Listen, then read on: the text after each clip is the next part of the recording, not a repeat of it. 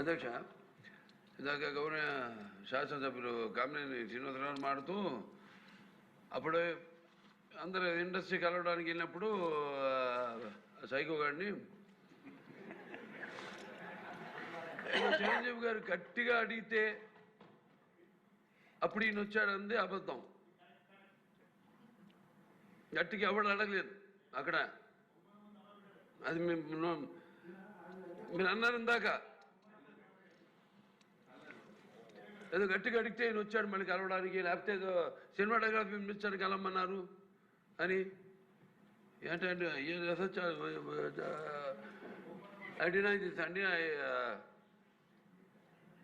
అవి మిగతాన్ని ఓకే, అవమానించడం ఆయన ఓకే.